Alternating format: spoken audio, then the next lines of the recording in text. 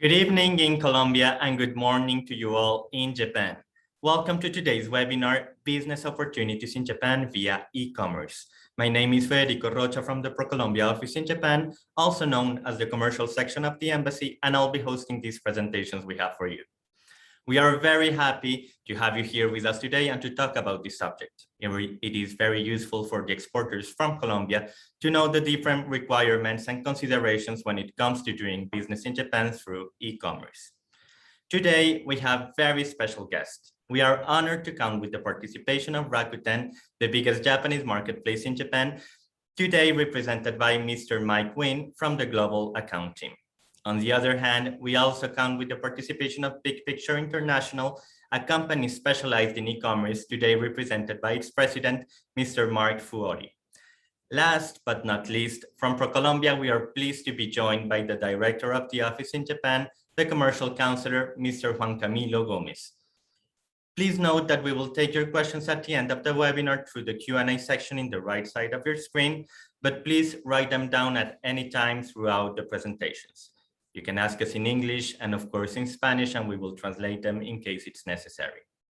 Now, without further ado, let's give the floor to the commercial counselor, Mr. Juan Camilo Gomez. Counselor, welcome. The floor is yours.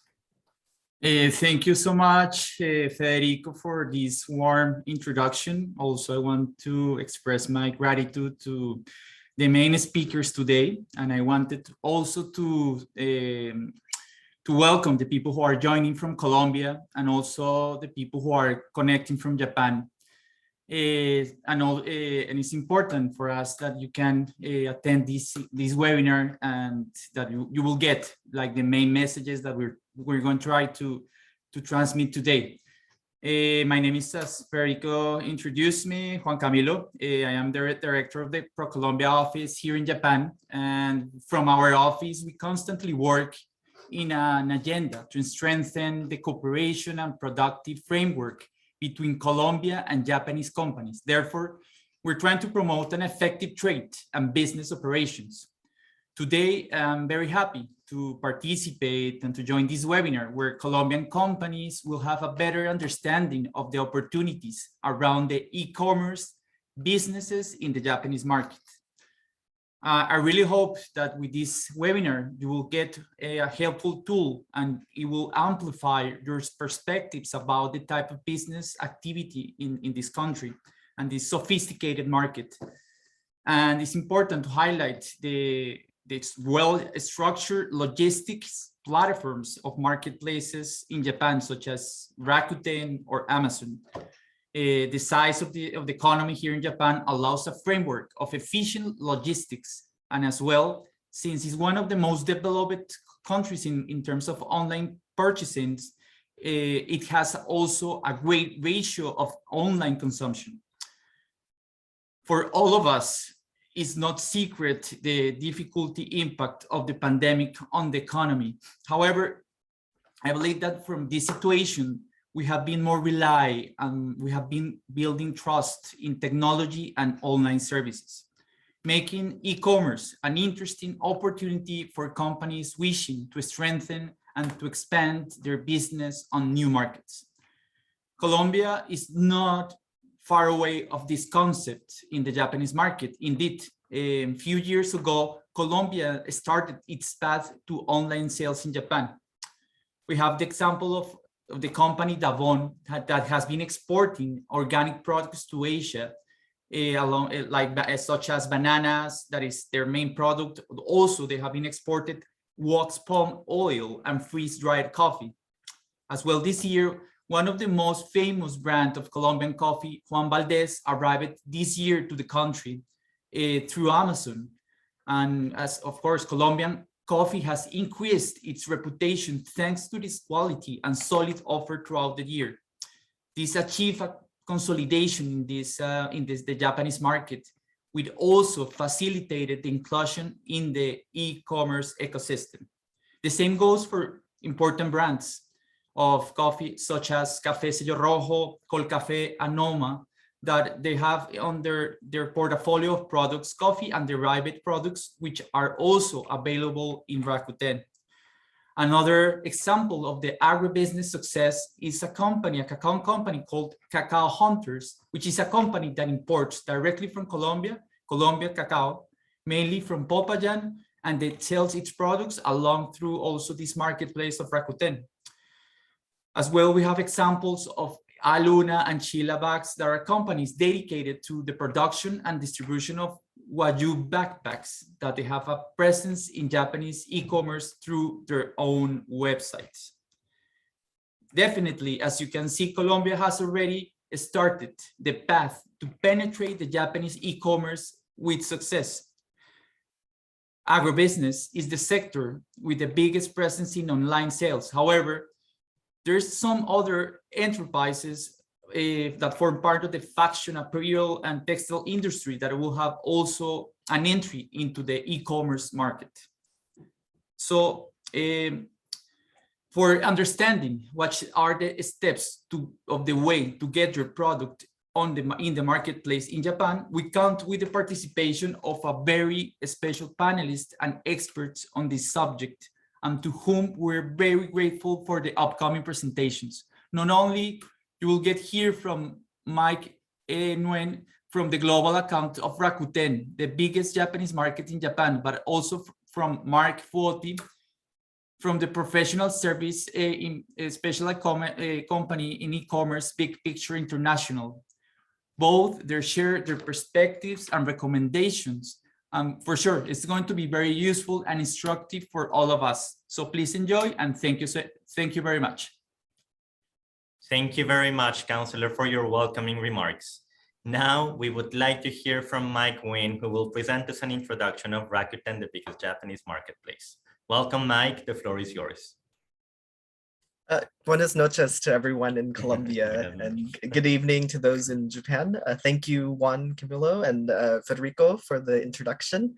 So let me go ahead and go straight. Just quick introduction about myself. So my background is in business, but also in diplomacy, both in China and most recently in Japan. So I sit here in Rakuten's global advertising department, and we help manage global partnerships with companies and businesses, as also organizations around the world that are looking to understand the Japanese e-commerce system, particularly on Rakuten.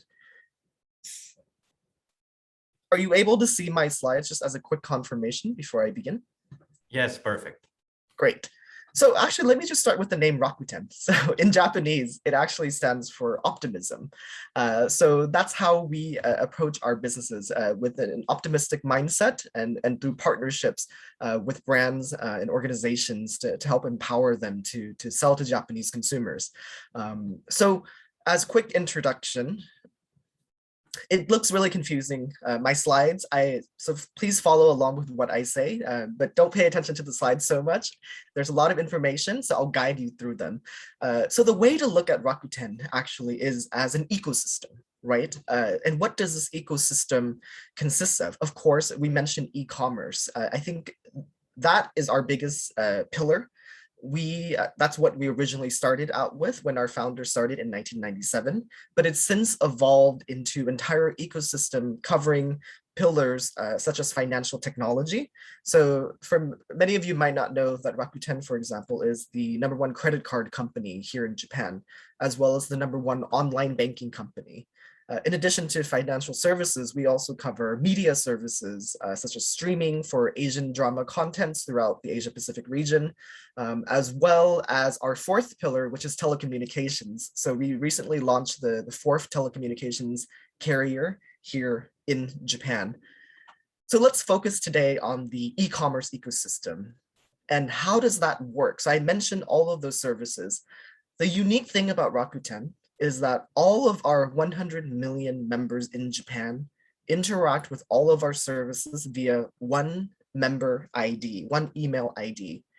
And what this means is that, let's say you're buying products on Rakuten Marketplace. You can use the same ID to pay for a purchase at a supermarket, or book a travel to Colombia, for example. So we're also the online travel, the #1 online travel agency here in Japan.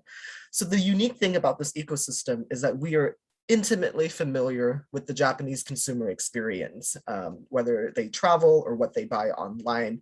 And this allows us to deliver the best services that we can to Japanese consumers here in Japan. So this is a quick snapshot of our offices and businesses where we have offices or presence around the world. So we're pretty much widely distributed around the world. So my role is to connect our global offices with our Japan presence here, and particularly on our e-commerce platform. So in the video, I saw that China, the US, and the UK are mentioned as natural markets for Colombian exports, but oftentimes Japan is overlooked. And there are particular reasons why, but there are also reasons why it shouldn't be overlooked. The number one reason, of course, is that it's a big marketplace. 122 million internet users. It's the fourth largest e-commerce marketplace in the world. And in fact, that number is growing from a very small base. What I mean by small base is if you look at, for example, the e-commerce divided by total retail, in the past, in 2019, Japan accounted for about 8.7% of all retail transactions occurred online. However, due to the pandemic in 2020, that number has shifted rapidly. In 2020, we saw about 30 to 40% compound annual growth rate. At Rakuten, we saw about a 46% year-over-year growth rate in November of 2020. And the most recent quarter in 2021, we saw that the numbers actually stayed about the same, about around 50%. So what this means is that the e-commerce shift is here to stay, and consumers are increasingly relying on e-commerce to get their shopping done. And that's a reality as lockdowns are extended, and even as lockdowns are lightened, consumers continue to shop online here in Japan. At least that's what we found on our data. So just quickly, Rakuten in numbers. The annual transaction volume on our platform is about 40 billion US dollars, or about 4.5 trillion yen. We have over 50,000 merchants now represented on our platform, of about 111 million members on our platform here in Japan, accounting for about 26.8% of the market share here in Japan. So this chart gives you an overview of the three largest e-commerce players here in Japan. Of course, Amazon Japan, Rakuten, and Yahoo Japan accounts for about 80% of all online sales here in Japan. The other 20% are individual brands or mail order catalogs, which is still very popular here in Japan. As you can see here, on Rakuten, food and beverage is the second or the number one or 2 most popular categories here, followed by household goods and apparel. So what this means is that there are unique opportunities here in Japan to sell online on Rakuten, especially if you are a brand or a company that is exporting food, apparel, or even beauty and personal care item, which accounts for about 28%. The difference with Amazon Japan is that Amazon Japan tends to focus more on electronics, more on books, and you can easily go to their websites, both our respective websites, to research and see what type of products are available. You can use English on the Rakuten website as well to search, to get you an idea of what the current products, in case you're interested in doing market research to see if your products fit the market. Let me get to the next point. Of course, this is more of the embassy's role, but we also see that Japan is very much a free trade partner, and a number of free trade agreements. Most recently was the EU-Japan trade deal. And what this means is that products are increasingly becoming easier and cheaper to access here in Japan. And so I know that Colombia is in the process of negotiating TPP as well as APEC extension. So as those things come into play, the products will become even easier to sell here in Japan. So these, again, is a quick snapshot of where Japanese import agricultural products from. And as expected, United States, China are the 2 largest markets, but increasingly there are companies and countries from, for example, Chile, and potentially we'd love to see more Colombian products being imported and sold here in Japan. So I did a quick search just to see the amount of Colombian products available currently on our marketplace. There is some representation, so about 3,500 items mainly in these categories that you see on your left, being represented, currently being sold by either Japanese importers or Japanese companies in Japan. In terms of food, it is still quite limited, about 257 SKUs. So what this means is that there's still opportunity for growth and to expand Colombian products here in Japan. As Federico mentioned, Colombian coffee is available in Japan. And in fact, I just had my cup of Juan Valdez coffee, so it is available here in Japan. And so there is an appetite for diverse products here in Japan. I mentioned COVID. I mentioned the trends. So this chart is a bit all over the place, but the main point to look at is that we did a survey of 100,000 consumers, mostly in the Asia Pacific marketplace, primarily in Japan. And what we found in our survey was that 85% of those we surveyed stated that even after lockdowns and businesses and social distancing measures are relaxed, they would continue to buy online. Again, that confirms the point that people are buying more online and they're continuing to buy online. And we found that especially true among our older demographics here in Japan, when with groceries being difficult. A lot of the older population here in Japan increasingly are relying now for online food orders. It's just more convenient. They don't have to drag a cart to their house. So that's what we found at the trends. And in fact, we added about 300,000 additional online food customers just within the past year or so. So I did a quick data pool just to give you a sense of what the trend is looking like for agriculture products. So I focused on meat, vegetables, and fruits, but of course, this trend is the same across the board. The yellow line is the figures from 2019, and it starts out in the beginning or week 1 of January in 2019, and the very last part is week 52. So the gold line, as you can see, is 2019 trend figures. It's an index of our sales volume on Rakuten. The red line is 2020 figures of these items, starting from week 1 to week 52. As you can see, it almost doubled across the board, across platforms and categories. Purple is year to date. So even in 2021, you can see that the trend is continuing to grow in terms of volume and in terms of sales here on Rakuten. And this is the same across not just agricultural products, but also across many other categories as well. Here's one example that you can see a little more in detail. This is the online wine sale market here in Japan. Rakuten accounts for 10% of all wine sales in Japan. So that just gives you a sense of the scale and the opportunities available for online sales here in Japan. And as you can see, even in 2021, the year-over-year volume is growing. Of course, there's sometimes where it dipped below 2020 because 2020 was a particularly special year. And for some of you, you might see that the trends for 2020 was a high or an abnormality. But for us, we see that 2020 is a trend that is continuing into 2021 with the purple line as online sales continue to grow here in Japan and of course around the world as well. So this is just an example of a brand or a store on Rakuten that sells products from around the world, and they import from all over the world and from as many countries as is possible to import from. So just quickly, so how do you reach these Japanese consumers, right? So the way that we found is that one interesting trend to note is digital, for the first time in 2020, surpassed television as a way to reach consumers. So this is ad spend by companies here in Japan. What this means is that Japanese consumers are increasingly relying on digital in order to consume content. In the past, Japan, as a very traditional market, still very much relied on TV, magazines, and newspapers. I think it has the #1 circulating newspaper in the world still. But what we've seen is that it actually is shifting, and digital for the first time is the #1 allocation for advertising for Japanese companies. And that's a reflection of the attention and where people are buying and consuming and getting information. Of course, other trends, and maybe Mark can go deeper into this, so I'll skip over this. A third of the population here is over the age of 65.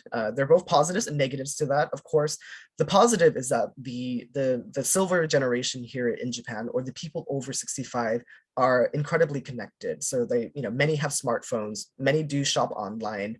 And so another benefit is that they have incomes. The income expenditure is quite high, especially for food here in Japan, compared to, say, Hong Kong, Switzerland, and Norway, which are traditionally the top three per capita food consumption countries. Japan is number 4 in terms of how much people spend on food on a monthly basis, on a per capita basis. So a lot of money is devoted to buying food, to consuming monthly here in Japan. So all that means is there are opportunities to reach Japanese consumers.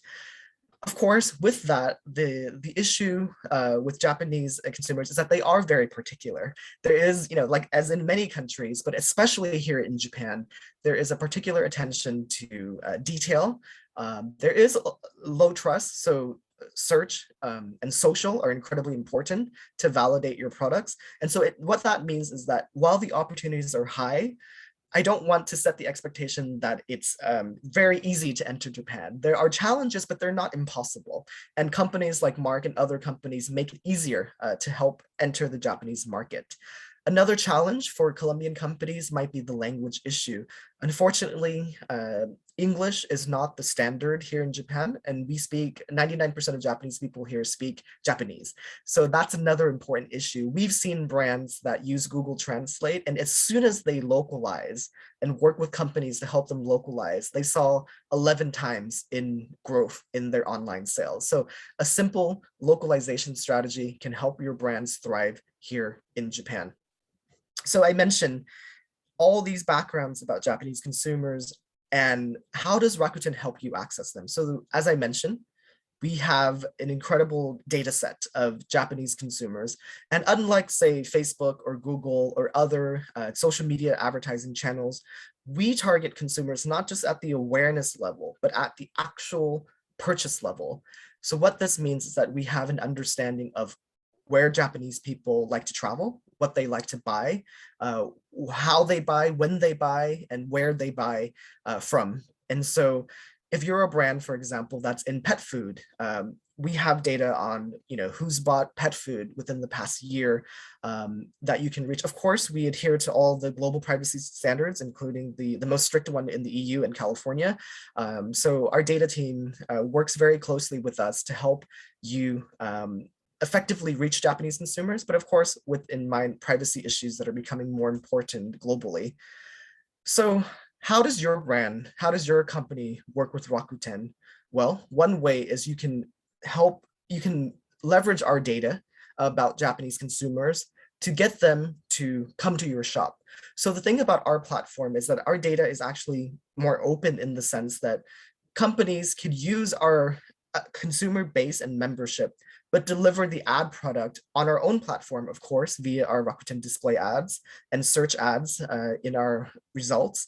But you could also leverage Line, for example, which is the WhatsApp equivalent here in Japan, as well as Facebook and Instagram to deliver where they happen to be consuming information, linking to the data that we have as Rakuten, as a first-party marketplace here in Japan. So again, we have many ad products, but this is just a quick snapshot. You're familiar with this if you're already doing e-commerce. We do display ads, we do social media, or SNS as it's called here in Japan. We also do direct email, which is unique to our platform. As you know, as a brand owner, you probably know that email ads are probably the most effective way to reach consumers. And that's very much the case for us as well. On display ads, you might get 1-2% click-through rates if you're highly effective. But our email platforms regularly see over 20% click-through rate. So it's a great way that we leverage our membership to give them the best deals from your brands, but also to help you connect with Japanese consumers here in Japan. Of course, in addition to email, we also do search. So here's a quick example, depending on what product you're searching for. If it's beef, if it's coffee, you can leverage keyword targeting to reach Japanese consumers so that they can discover new products as they're searching for them here in Japan. Of course, in addition to that, we're also intimately familiar with the shopping calendar. And this is just a quick snapshot of the marketing calendar here in Japan. So many people might not know, for example, that one of our top sales holiday is actually Mother's Day in Japan. And that Christmas, while of course is a big shopping holiday, January period is actually the bigger New Year sale. So those type of knowledge, by working with Rakuten, we have e-commerce partners that will coach you and work with you. Or if you work through companies like Mark, will help you understand and how to market your products here in Japan as you target year-over-year growth for the coming seasons. Another way that we can help is through our points ecosystem. So just quick background, Japan is points crazy. Everywhere you go, every shop you shop at will ask you, do you have a points card? And oftentimes people will use their Rakuten credit card or Rakuten banking card to pay for purchases. And companies and brands can take advantage of this by offering points and discounts. So it's basically a digital coupon system that allows brands to connect not only offline, but also online with Japanese consumers. And we are the biggest market share, about 70% of the points market here in Japan. And with Rakuten points, you can use that at over 70,000 offline services. But of course, they are transferable throughout Rakuten's ecosystem. So if you earn points on travel, you can use that for e-commerce. If you earn points in e-commerce, you can use that for any of our other services to pay your mobile bill. What that means is that brands can take advantage of points to help encourage and to get users to learn and discover their products here on Rakuten. Another way that brands can work with us and companies is through what we call a tie-up. So a tie-up is, if you work with Rakuten e-commerce marketplace, that's essentially creating your brand page, creating your shop page so that you can reach Japanese consumers. But our tie-ups also extend to other services. So I mentioned in the beginning, our ecosystem is quite vast. So I'll give you just two quick examples of what I mean by that. The first one is our recipe platforms. We have about 20 million unique users on our recipe platforms. This is where Japanese consumers go to learn new recipes and how to make items or to discover new products. So about 20 million users use this on a monthly active users to access our recipes. In addition, we also have an online supermarket called Rakuten Seiyu, which is in partnership with Walmart.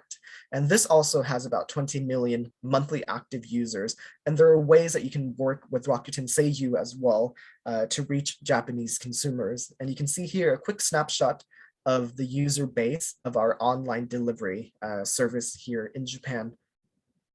Of course, we also have data and research, as I mentioned, the COVID research in the beginning. So if you're looking to do focus groups or panels or brand image perception, especially if you're a larger brand and really want to analyze the marketplace before entering, there are ways that we can access the 2.2 million panel members we have here in Japan that you can get your products in front of to test. Travel, of course, I mentioned, it's not the focus, so I'll skip over for now. So here are some examples of the way that governments, but also brands have interacted with our platforms. We have two large food portals. I know a lot of the companies here are food and beverage, so the focus today is a lot on that. But of course, this could be extended to other, whether it's fashion, we have a fashion portal as well, or other items, depending on what you happen to be selling. But for food, this is our largest portals on Rakuten, which is we have a global focus and also a domestic focus, and about 3 to 5 million users actively shop for food online on these platforms. And these are just examples of campaigns from a few countries that are, we ran campaigns, for example, with New Zealand. We've ran campaigns with Thailand featuring Thai products that are currently available here in Japan. Let me skip over that one. So these are examples of some of the banner ad placements that you might see for your brand or your shop throughout the Rakuten ecosystem. And just as a quick figure, about 54 million monthly active users rely on the e-commerce platform here in Japan. So with that, I'll stop here for now, and I'll pass it over to Mark to explain more of the detailed market entry and more of the insights from a commercial perspective about how companies might partner with his company to help access the Japanese market. So with that, I'll pass it over to Mark for his presentation. Thank you.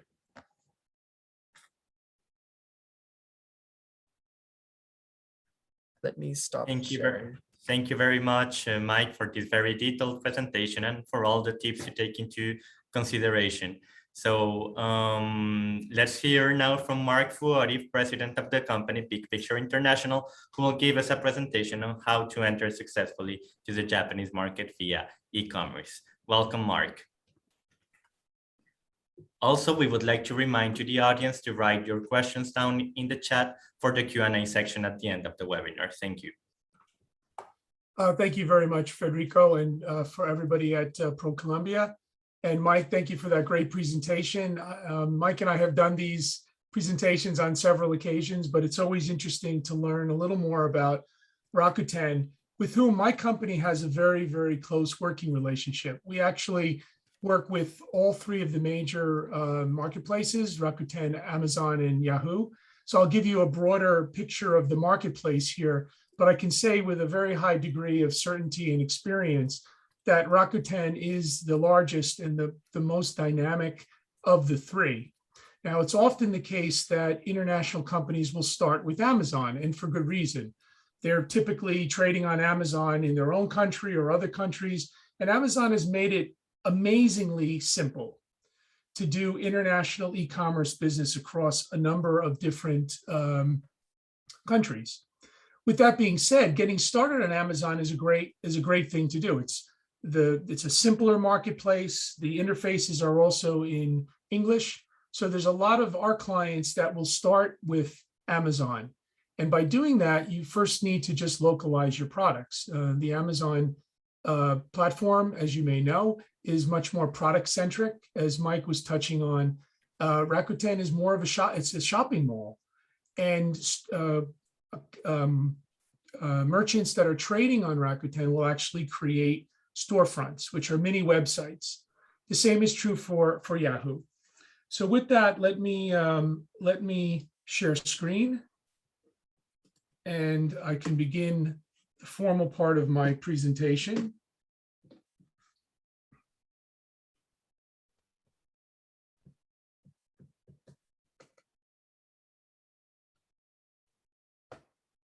Okay, let me know when you can see my screen. Yeah, we can see it now. Okay, great. Just give me a moment. I will put on the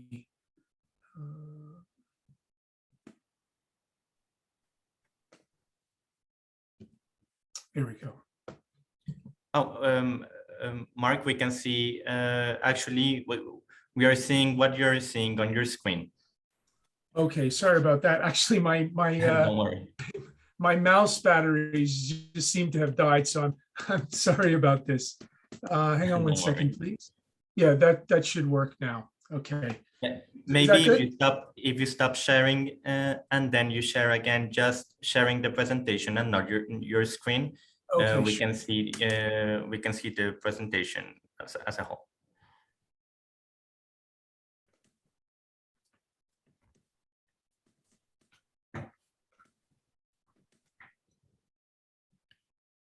So instead of sharing the screen, Yeah, thank you. How's that? we can still see the other slides exactly as you can see it on your screen. Yeah, I'm seeing just the presentation. Sorry.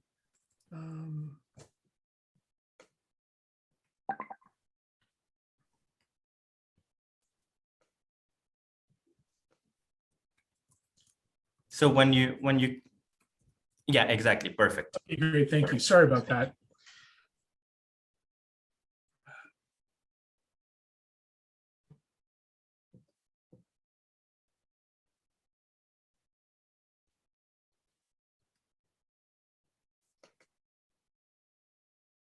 Are you able to see my screen now? Perfect, yes. Okay, good, thank you. So I've been in Japan. I'm an American from New York. I've been in Japan for 33 years, and I've spent the last 10 or so years focused on market entry to Japan and about the same amount of time on e-commerce in Japan. And my company basically does a number of different e-commerce related services, but we focus on e-commerce on the major platforms. So we'll talk a little bit about Japan, about the e-commerce market here. I won't reiterate some of the things that Mike said. Talk a little bit more about the Japanese consumer, because understanding the consumer here is really at the core of understanding how to be successful in the marketplace. We'll touch on the details of the three marketplaces, the big three, as I call them. And then we'll spend the majority of my time talking about a very practical, step-by-step approach to entering the marketplace. And I kind of pride myself on that focus, right? I mean, the market research data, many people you can Google a lot of this information, but I think the real valuable information that I can provide is really what steps you need to take and what obstacles you can avoid in your work to enter the Japanese marketplace. Okay, so Mike's touched on probably the most important thing and the most attractive thing. It's a huge market. It's the fourth largest e-commerce market in the world, but it will soon overtake Great Britain, which is number 3, and it will become what it should be, is the third largest marketplace in the world. Mobile is extremely important here. Being optimized on mobile is one of the things we'll talk about, but it's a very complicated marketplace. Mike was very honest and very forthright when he said, it's not easy. None of us want to give the impression that you can snap your fingers and suddenly enter the marketplace. It's very competitive, it's very sophisticated, but with the right tools and the right guidance, chances of success are actually quite good. The Japanese spend a lot of money shopping. They spend a lot of money on e-commerce. There is a large subset of the Japanese online consumer that wants to purchase international goods. So with all those things, you weigh it out, and certainly the balance comes to opportunity over difficulty. But it's very important, as I mentioned here in my key recommendations, to get a good understanding of the marketplace.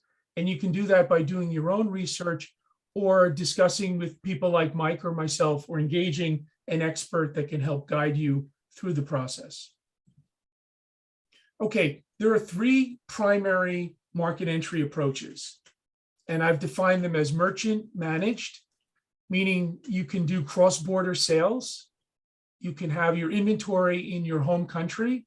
You can use Amazon, for example, as the marketplace to start with. You can even use Rakuten if you engage an agent to act on your behalf, and you ship your product from your country and you localize the business here. You have somebody in the Japan side operating on your behalf the parts of the marketplaces that you can't do, or the work that you can't do, like providing customer service, for example, or doing the translations for the products and for your company.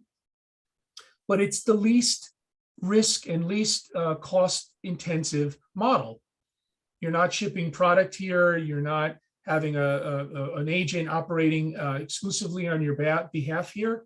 So it is a model that's quite attractive to many merchants. The problem is it's not so attractive to the consumer, and you could imagine why. If you're shipping individual products from abroad, you're typically paying quite a high shipping fee, and that needs to get passed on to the consumer, so prices tend to be higher.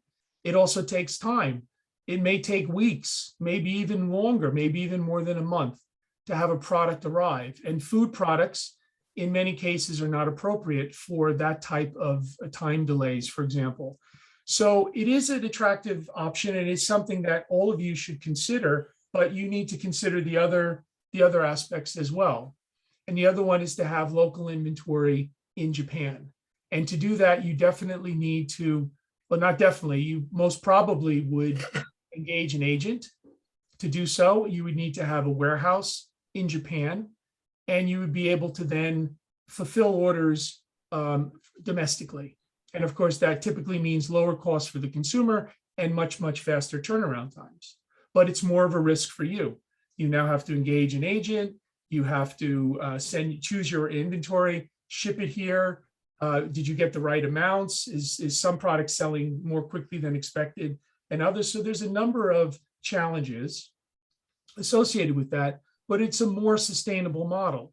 And it's a model that will probably deliver more success, but it has more risk and more costs associated with it. And then you have merchant managed, which is in some cases, after a period of time, you may actually want to set up your own local operation, but that's something that is not the most typical way. And it's certainly not typical for anybody who's starting out in the marketplace. I mentioned about mobile commerce. It's at least 65%. I think every time I do one of these presentations, the percent increases. Mobile is the most significant media for e-commerce transactions in Japan, certainly on the major marketplaces. So having a optimized mobile site is essential. You have the online site for computers, and you have the mobile site. And something that I find very reassuring when I talk to my potential clients or companies that are just asking for my advice, it's not one-to-one, but typically products that are popular around the world are also popular here in Japan. That's not to say that the Japanese don't have their own particular tastes or preferences. Of course they do. But in general, if a product is successful elsewhere, there's a certain number of consumers here in Japan that will be familiar with those products or interested in them if we can present them in an attractive and informative way. So the key recommendations here, as I mentioned, optimize for mobile, and then maybe start with the cross-border model, start with a limited number of SKUs, see what works. And once you find out if some of those SKUs are popular, it's much less risk intensive than to say, okay, those are the products that we're going to ship to Japan because we know there's already some interest and some success with those products. And what that does is it typically delivers higher conversion rates and increased customer satisfaction, which is, as I mentioned earlier, a more sustainable business model. This looks complicated, but it's not really complicated. This is a slide that illustrates how cross-border sales can occur on Rakuten. And the beauty of this slide is it clearly delineates the roles of the four major players. On the left, you have the overseas seller. In the middle left, you have the service provider, in this case, perhaps my company or another company. And then you have Rakuten, and then you have the consumer. And in the case of cross-border, if your company, for example, engages an agent, they would develop the storefront for you. They would provide all of the recommendations, provide the customer service, all of that, and work managing the RMS system, which is the same as Amazon's Seller Central, for example. So in many sense, it's quite simple. The merchant provides creative materials, images, video, text to help develop the product listings and create the storefront. And then literally, the only other thing you would need, main thing that you would need to provide is the products. You have them in your warehouse, an order gets transmitted to your order processing system, it gets picked, packed, and shipped, and it gets sent to Japan on what we call a personal import basis. Now, the good news about that also is that products that are difficult to import to Japan in bulk, for example, cosmetics. I understand that we have a couple of companies that are doing skincare or cosmetics related. It is very difficult to export these type of products and also medicaments like nutritional supplements and over-the-counter medicines. These are extremely difficult to import. Oftentimes, the Japanese will have very different dosage requirements or ingredients that may be very well accepted in your country or even other countries around the world that are not acceptable here in Japan. So the good news about that is if you are doing cross-border, you can avoid that because personal import is not subjected to the same level of scrutiny as an importer would trying to receive your cosmetic products or your other difficult to import products. So without really too much oversimplification, there is a quite simple model that companies like Rakuten and Amazon have created to allow international merchants to at least test the market here without huge elements of risk and cost. Okay, so as I mentioned earlier, there's quite a bit of similarity globally. Popular products, olive oils from Spain and Italy, for example, are popular all over the world. Coffee from Colombia is popular all over the world. So what we have here is, what product categories are most popular as online sales. And the first and foremost is fashion and accessories, then toys and hobbies, food and beverage, electronics. So you can see, I'm sure if we looked at what the Colombian consumer was purchasing, I'm sure you wouldn't see too much difference in this, and that's good news. The challenging part is that, is your product of high quality? Can we present it in a way that's attractive to the Japanese? Is it cost competitive? These are the challenges that international merchants will have in presenting their products to the Japanese consumers. Now, what we found is very effective is awards, international awards. If it's alcohol, wines, if your products are winning awards, that's very, very important, because as you'll see, when we talk about the Japanese consumer, they're very risk averse. Japan as a culture in general is risk averse. Consumers carry that characteristic with them. They're high researchers. They want to read a lot about your product or your company before they purchase.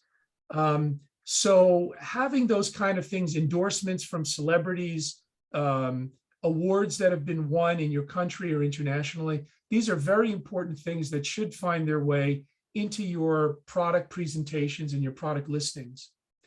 They're also very sophisticated, very affluent. They're notoriously demanding, but they're also notoriously loyal and open. So if you can find the right formula of presenting your products, engaging the Japanese consumer in a way that they feel comfortable and safe, you have a very good chance about having maybe even a lifetime customer. So in terms of key recommendations, more product information is better than less. And there's no such thing as too much information. So provide as much detail as possible, how products work, what their benefits are. These are all things that appeal to the Japanese intellect and purchasing behavior. You have to basically have to offer Japanese language customer service, and be sensitive and aware that long delivery times and high expenses for order fulfillment are things that are not very well appreciated by the Japanese consumer, and I would argue by any consumer around the world. I won't get into this too much, but these slides basically just confirm what I was saying. These are all the reasons why Japanese consumers don't want to order from an overseas website or an overseas company. Can I communicate with them? What if I need to return something? What if the product isn't what I want? Is there a better alternative domestically? So these are all the thoughts that will go through a Japanese consumer's mind as they're considering purchasing an overseas product.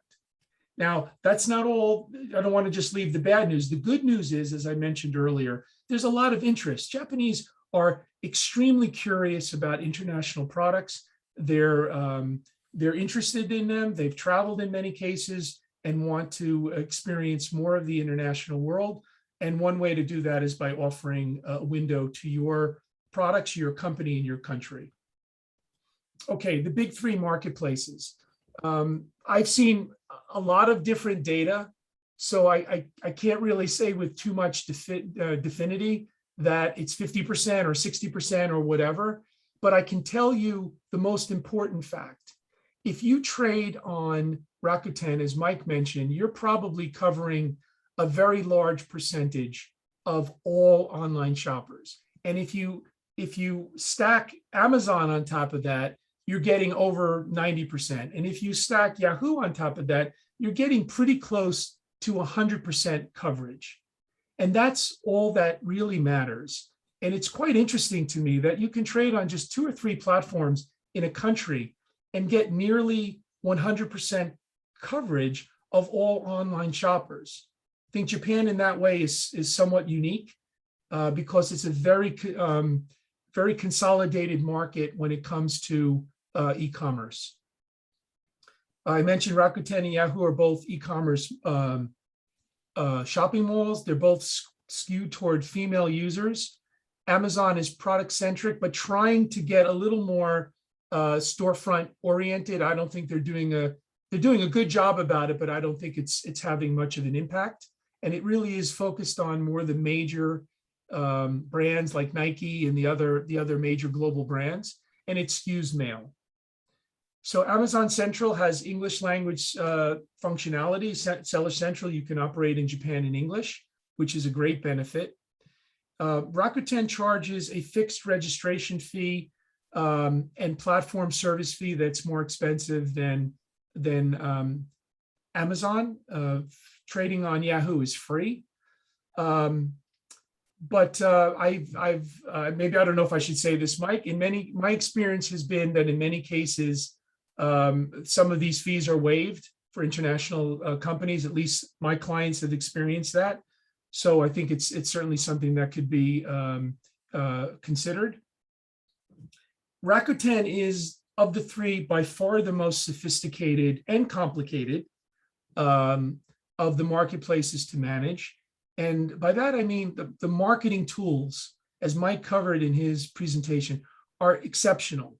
If you're a sophisticated, capable marketer, or you have an agent here that understands the marketplace and how to operate it, it's very, very interesting. The different promotions that you can do, testing, it's really sophisticated and quite enjoyable and quite fun if you're oriented that way. But the bottom line is it all helps grow your sales. There's a lot of tools available, not as many on Yahoo, and certainly both Yahoo and Rakuten have more tools than Yahoo.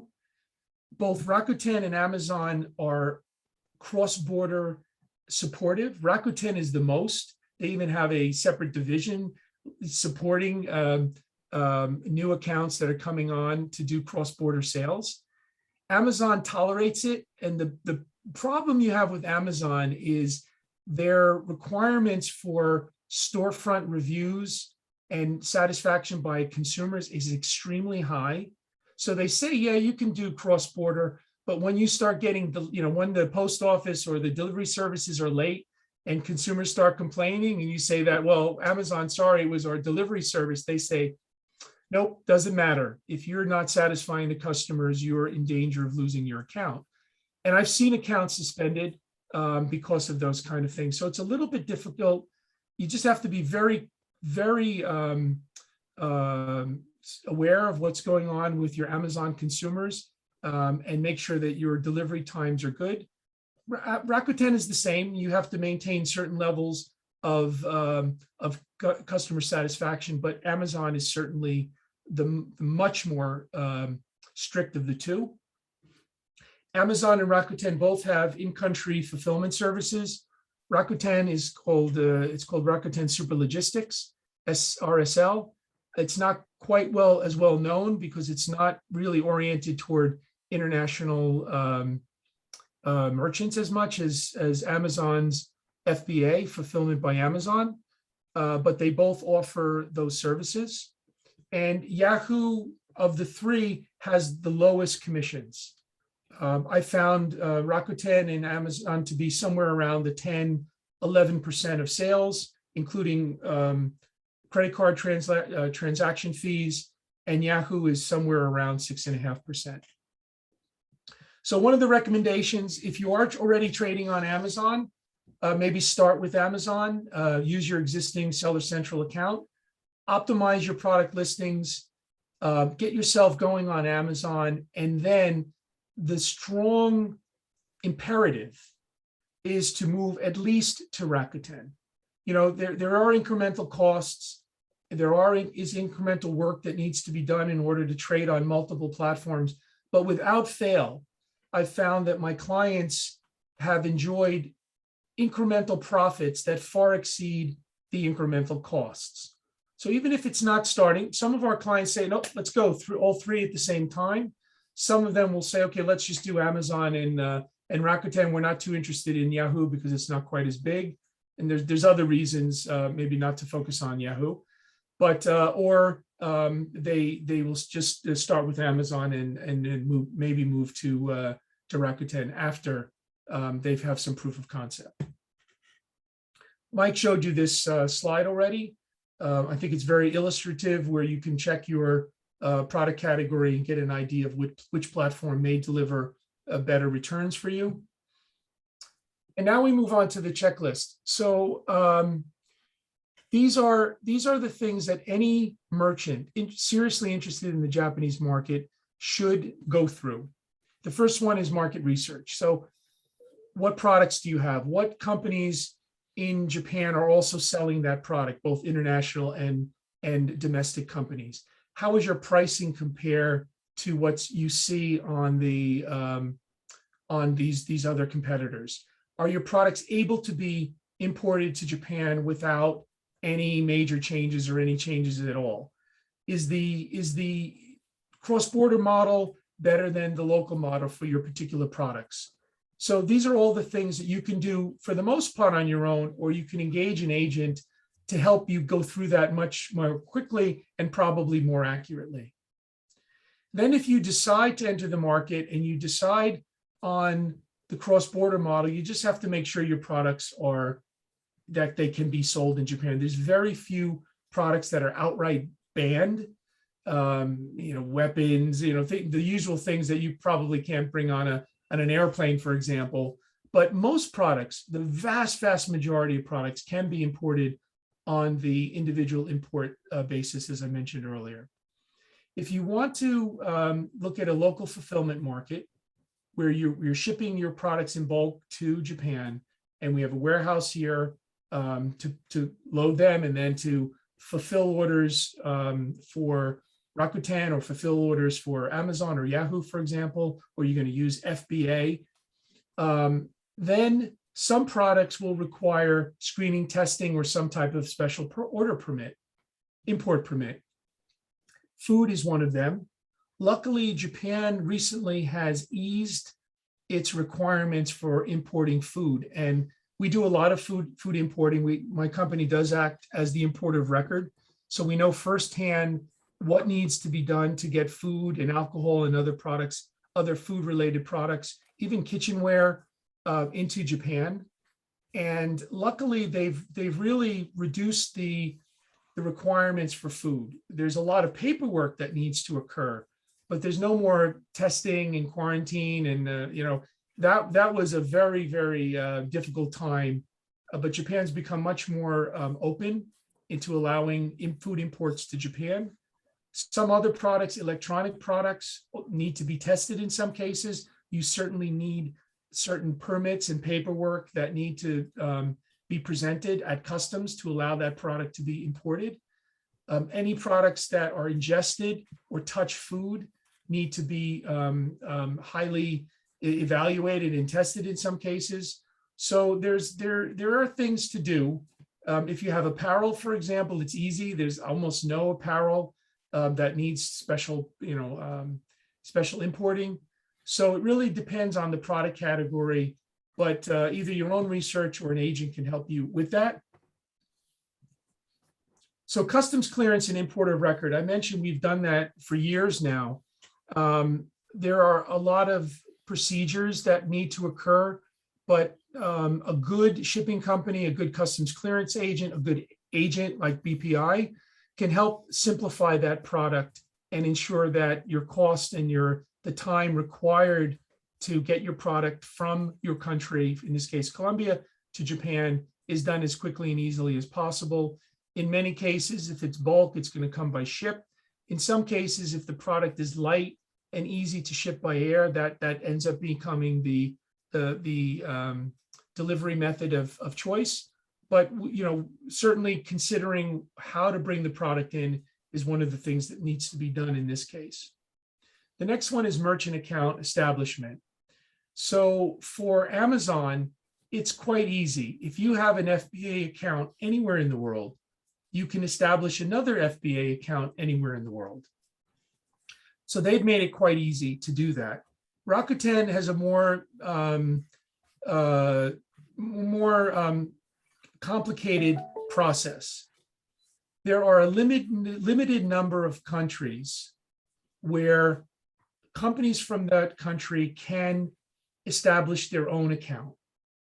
So if you're an American company, for example, you can directly establish an account that you own on Rakuten. But if you're not from one of these, I believe it's 8 countries now, then you must use an agent if you want to trade on Rakuten, whether or not it's cross-border or if it's in-country. So there are some requirements here. It is a little more complicated, but again, I mentioned earlier, the benefits of expanding your business in Japan to Rakuten should quite easily cover the additional work and costs that are required. In terms of Yahoo, cross-border is not permitted, so localized fulfillment is required. So the only way then to trade on Yahoo is to work with an agent here, or as I mentioned, establish your own company, which typically won't happen, at least not at the beginning. So storefront development and product listings. So as Amazon is a product centric marketplace, so getting the translations done, having your bullet points in place, having your keywords in place, making sure that your visuals and images are attractive and clear, that's most of the work. And once you've done that, then you can pretty much get up and running on Amazon. And the good news is all of those product listings can be repurposed if you're going to use or trade on Rakuten or Yahoo or both. Localization, though, goes beyond translation. Of course, you have to have your translations done well. And, you know, I've told clients that say, oh, we're going to get somebody in our country to do it. And I say, well, okay, if you really want to do that, fine, but make sure that somebody in Japan will review those translations, because I can't tell you how many times, regardless of whether you're working with a Japanese-based translator in your country, the nuances of the language change. And it's just better to have a separate set of eyes. I think it's better to use a Japan-based translation company or your agent partner here. But in any event, it's also being sensitive to the requirements of the Japanese. As I mentioned, for example, a lot of information. So the information that you typically find on Amazon is often not sufficient for your product listings on Rakuten. And then there are these one-time setup costs. Creating a storefront on Rakuten is like creating a mini website. It's typically not that expensive, and it's not as expensive as setting up a website, but it is an additional cost. It takes time. And so you need to calculate that into your planning. Okay, we move on now to e-commerce business operations. If you're trading on Amazon, you have the opportunity to manage most of the business yourself in your local language using Seller Central. If you're interested in moving to a local inventory model, you can ship your products to the Amazon warehouse, and Amazon will sell them on your behalf, but Amazon will not act as the importer of record. So if you want local inventory on Amazon, you must engage a importer of record and customs clearance, and to do customs clearance. So you can do most of it yourself, Amazon can do the rest, but you will need an agent of some kind to do the be the importer of record and customs clear. For Rakuten, as I mentioned, there are these companies that are able to establish their accounts directly, but the operation of the RMS platform, the operating system for Rakuten, is only in Japanese, and it's very complicated. You really have to understand all of the different functionality. It's not an easy system to master. So in many cases, even if you have a Japanese-speaking person in your company, they still would need to master the operation of RMS. So in most cases, clients will use an agent to manage the Rakuten business. And by manage, I mean do all of the things necessary: order processing, marketing and promoting, delivering customer service, tracking inventory, all of the operations that need to be done to have a functioning e-commerce operation. As I mentioned also about localization, this is a illustration of what a typical Japanese storefront may look like and what are the key elements to include in it. So a novice can't just say, okay, we're going to take our Japanese translations and throw it onto a storefront. There is a particular set of requirements and creative specialties that need to go into creating that particular storefront. Okay, we move on to warehousing and order fulfillment. So using FBA is really a good idea if you're trading on Amazon. And if for those of you that are, you'll know why. All things being equal, Amazon will always promote the products that they're selling and they're doing FBA for over other products. This is regardless of whether your products are cheaper or not. So we've had many cases where our clients are not using FBA. We're the lowest price in the marketplace and we can't win the buy box. So in some cases we say to our clients, okay, look, you have 50 SKUs. We know that 8 of them are selling really well. Let's move those 8 into FBA. Let's win the buy box and let's start marketing. So that's kind of the balance that needs to be done when you're looking at Amazon per se. The other thing is Amazon logistics services, while exceptional and relatively cost effective, are much higher than standard warehouses in Japan.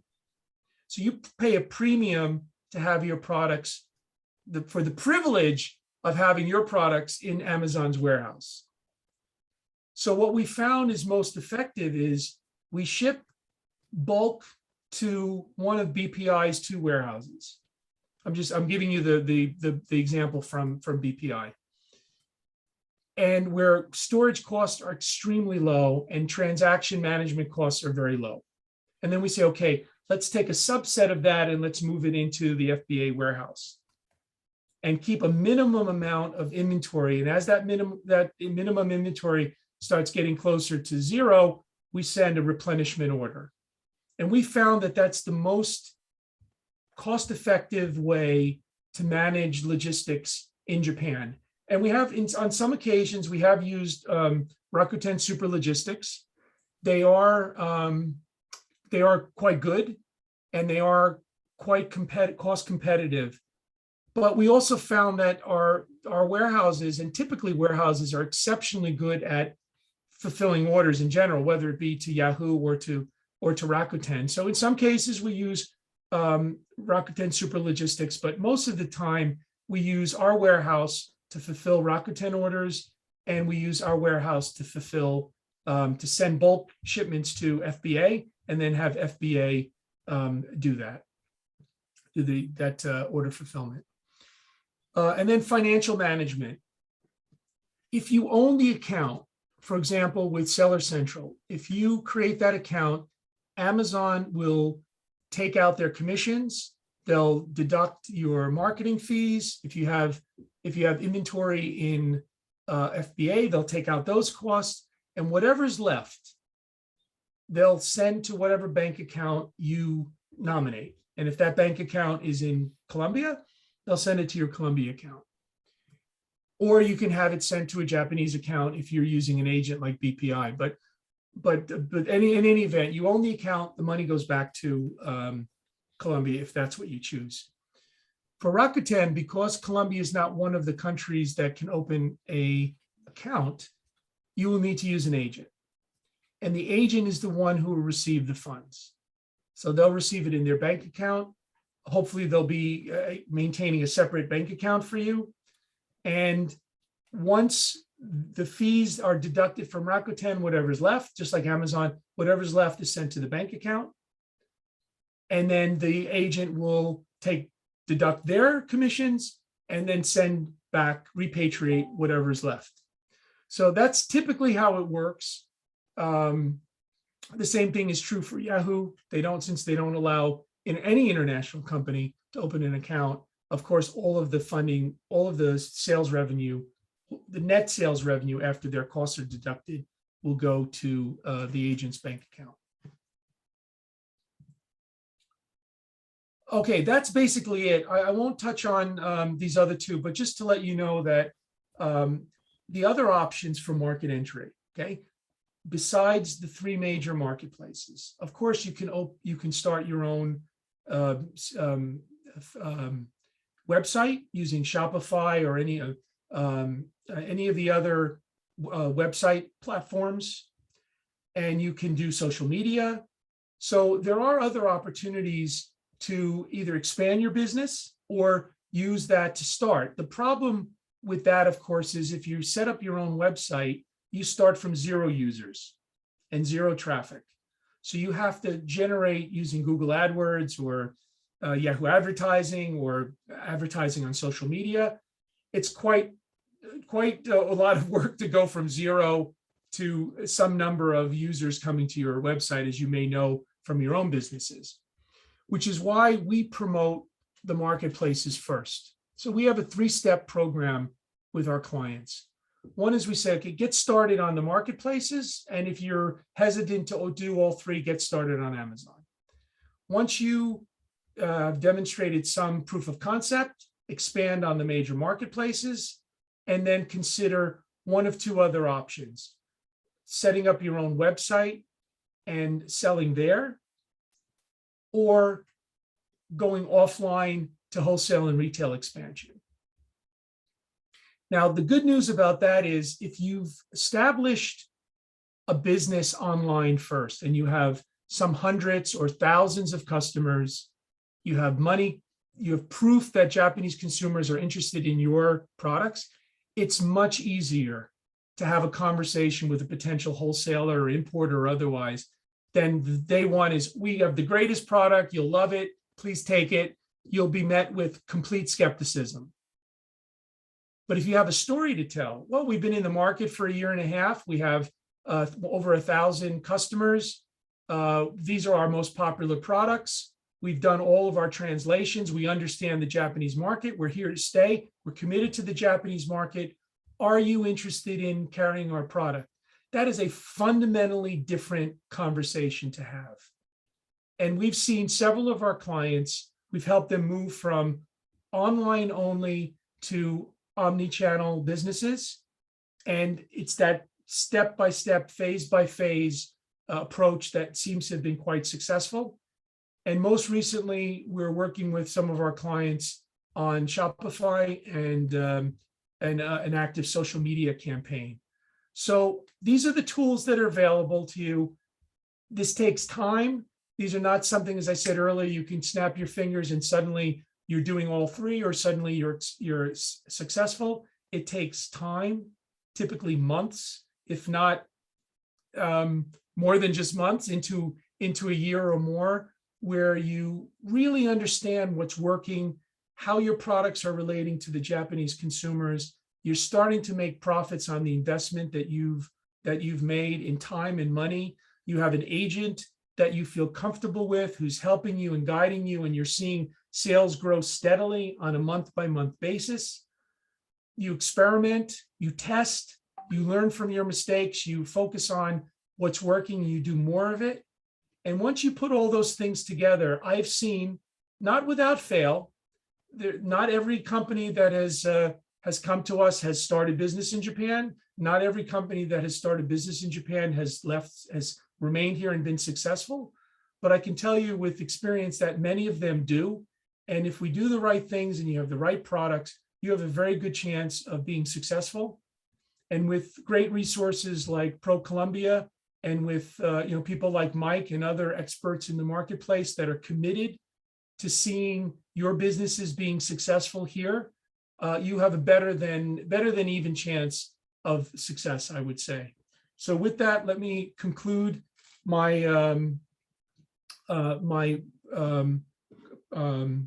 speech with a few remaining recommendations. So the hero item approach is something that we've really tried to push with our clients. Sometimes clients will come to us with over 100 SKUs, and we say, what are your top 3? What's your best-selling item? And we tend to try to focus as much as possible on that. We've talked about moving from cross-border to in-country. We've talked about progressing from marketplaces to other channels. And I think those are the things that, you can look at as a midterm and long-term strategy. And I'll end with just a little bit more about BPI. We've been doing this for many years. We have clients that have been with us from the beginning. I have an experienced team of bilingual professionals. I'm the only non-Japanese person on my team. I'm very proud of the skills and the dedication that they bring to our business. We've created what we think is the simplest solution, and I'll talk about that in just a moment. And then lastly, we're communicators. We have competitors out there. There's some very, very good companies doing similar things, but not quite everything that we do. And one of the other points of differentiation that we have is that we're the only company with a non-Japanese international businessman with 3 decades of experience in Japan that understands the needs, the requirements of international companies. And we tend to be able to provide a different level of client service and client support than our Japanese competitors do. And the last thing I'll mention here is that this is the turnkey solution. So that entire checklist that I went over with you is exactly what we do, soup to nuts. We can do all of these things. And it's not an oversimplification for me to say, if our clients give us the creative materials and give us the products, we can pretty much get them up and running in a period of weeks or a couple of months. And with that, let me thank you, and hopefully you found that useful. I know I threw a lot of information at you, but I'm available to answer any questions now. Thank you very much, Mark, for this very useful and insightful presentation and for all the recommendations. The market entry checklist that you have provided us is very much appreciated. Thank you. So thank you both for clarifying all the considerations that need to be taken into account in this whole process of e-commerce in Japan. So now we would like to hear from the audience. If you have any questions to our speakers, please go ahead and write them down in the chat. We already received some, so I'm gonna ask you some questions from the audience. So let's start with Mike. So Mike, we have a question, does Rakuten has the option of cross-border? And if so, like what would be the percentage using this option? Yeah, so I think Mark touched upon this in his presentation. So yes, we definitely have the opportunity for cross-border. We have an entire onboarding team dedicated to cross-border sales and transactions here in Japan. And so another thing to note is that, so we do unfortunately restrict the type of entity. So if you have a US-based entity, you can use that entity to expand here in Japan. So that's one way to do it. So yes, if there's interest in cross-border, the best way is just to talk directly to our overseas sales strategy team, and they will help you first assess whether it makes sense. So we don't just accept everyone. So for us, it's more of an evaluation criteria because our model is more of like a mall. So we kind of, do it brand by brand basis. So yes, there is definitely, and with cross-border, I think the focus should be on the categories and by talking to our e-commerce consultant or even consulting with Mark to see whether that category makes sense for Japan. So I can give you off the top of my head, items that do really well cross-border in Japan are things like fashion, especially if it's not available here in Japan. If they're novel, they're new, or somebody had the question about sustainable products. So those sort of items do well here in Japan. Of course, items that such as nutritional products, items in bulk also do very well in Japan. The one thing you'll notice in Japan is that because how bulk items are not sold as much here, so items tend to be smaller. So if you have items that are sold in bulk and that are competitive, that tends to do well as well. So nutritional supplements, for example, I know a lot of my friends and a lot of my Japanese acquaintances, they buy all their nutritional supplements from overseas because it's just cheaper. You can buy a kilogram bag for half or a third of the price, even accounting for all the shipping, than if you were to buy it here in Japan. So that's one example of how cross-border items, they have to have a certain advantage over domestically produced item. And oftentimes that's the bulk quantity, the cost issues as well. And Mark can speak more to this as well if he has any input on cross-border. Yes, Rakuten is great when it comes to cross-border operations. They're the most cross-border friendly of the three marketplaces. And they do have a team, and we work very closely with that team to help onboard companies. They have English language services. They're really exceptional. I can say that from personal experience. Okay, thank you. Thank you so much. So Mike, there is another question for you. I think you've already answered in the chat, but maybe you can share with everyone. Is the concept of ethical consumerism important to the Rakuten ecosystem? Yes, and it's becoming increasingly more important in Japan. I would say a lot of the trends that you see overseas in Europe and the United States, especially when it comes to things like ethical consumption or sustainability, Japan is very much on the same timeline, if not maybe a couple of months or years behind. So I've seen trends of vegan products, for example, becoming increasingly more productive. And on Rakuten itself, we do have a platform devoted to products that are sourced. So we have 8 indexes. They're mostly international certifications. We call it Rakuten Earth Mall. You can Google it, or I can send you the link in the chat as well, which I think I previously did. But Earth Mall is a catered selection of products that have one of the 8 international certifications that we prioritize. So things like fair trade, things like ethically, produced. And so those items tend to do well on that Earth Mall platform. And that's where our consumers go to find sustainable products on Rakuten. So it is something that we're very much committed to at Rakuten. In fact, we will, we're also moving towards things like electricity neutral by 2025, where over 50% of our consumption will be carbon neutral when it comes to electricity. So those things also are incredibly important in Japan. All of the governments here in Japan, for example, they talk heavily about the UN Sustainability Development Goals, the SDGs. And so those issues are very much in the awareness and on the minds of Japanese consumers. All right, thank you. Yeah, so in that very same line, there was another question: how trendy were those the goods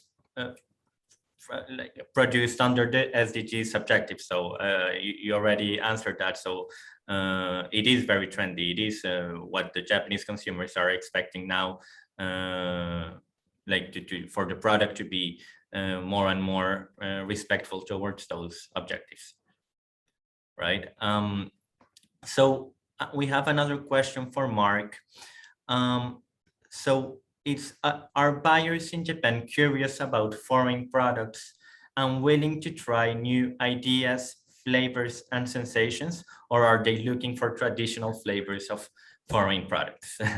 That's a very good question. I would divide buyers into 2 groups. The majority group wants domestic, familiar, safe, and a much smaller, but still quite large subset of that are actually looking for international products.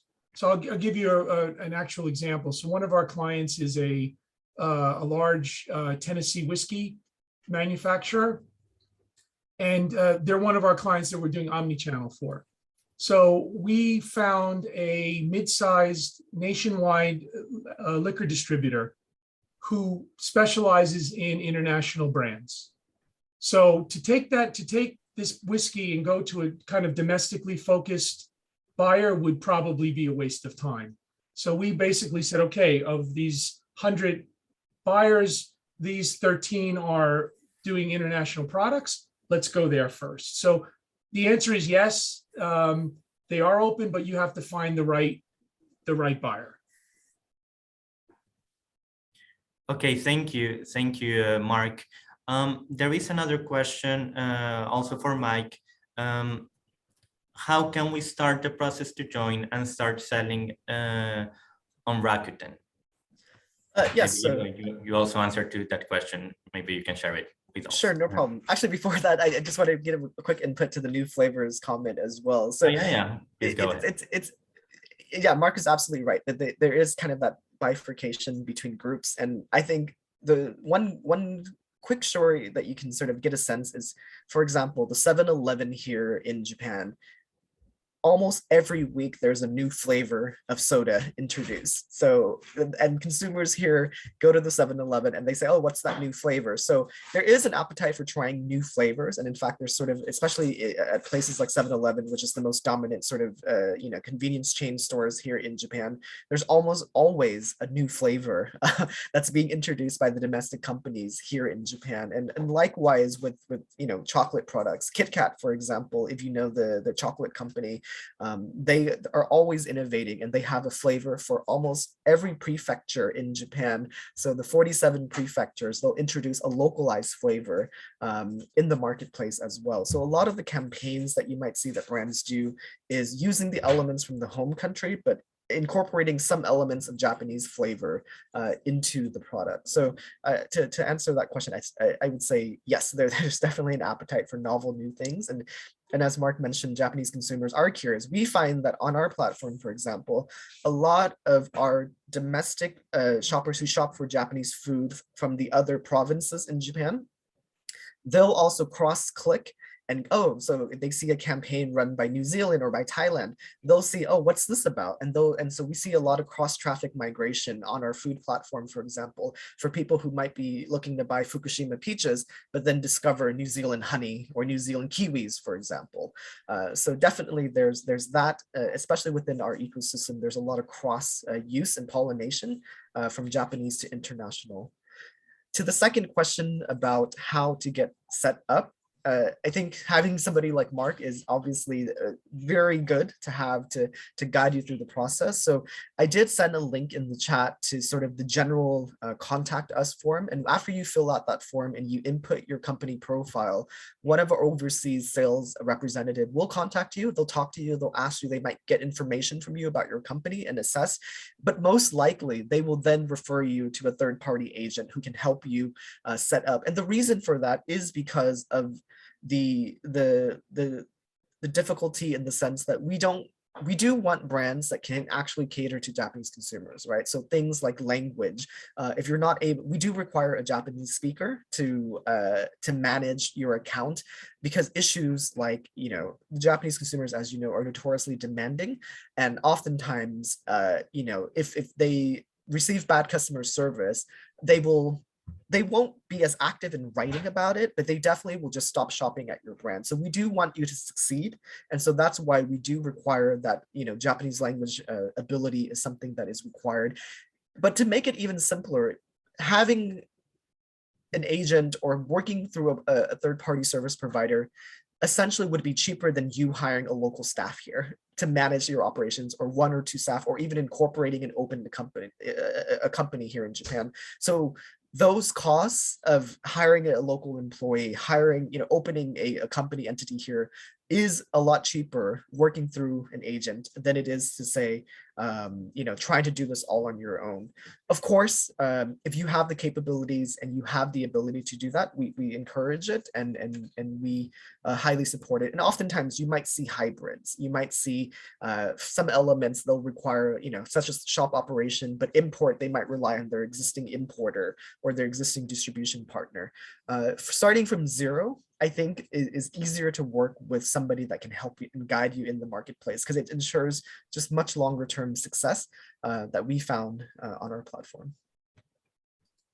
Okay, thank you, Mike.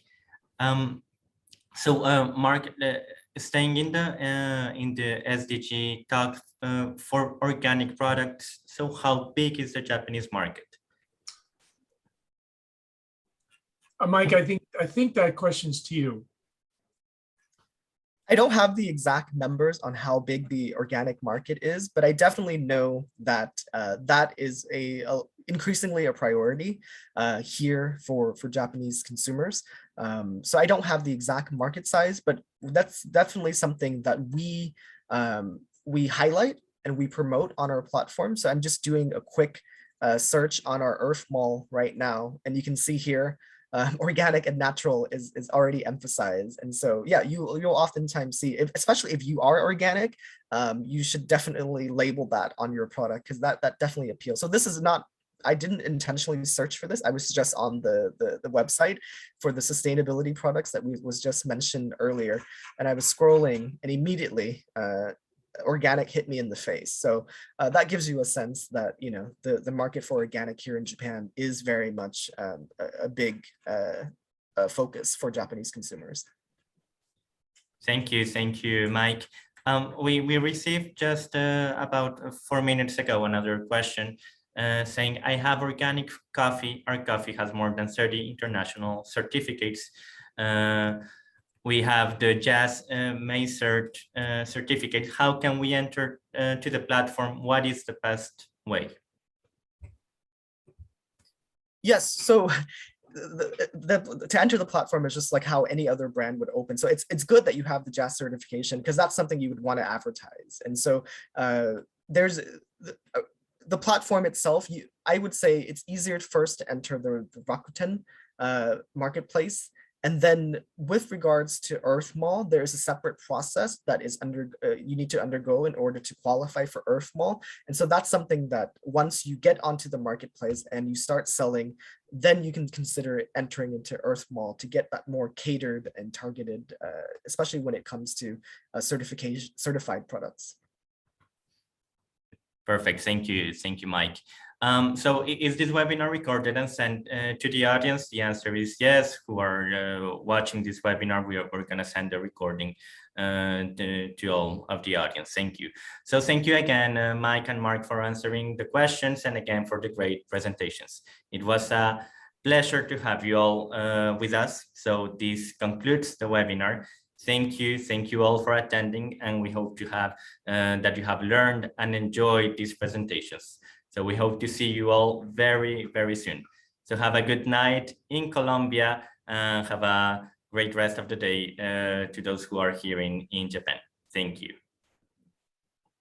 Thank you. Gracias. Thank you all. Thank you all. Goodbye.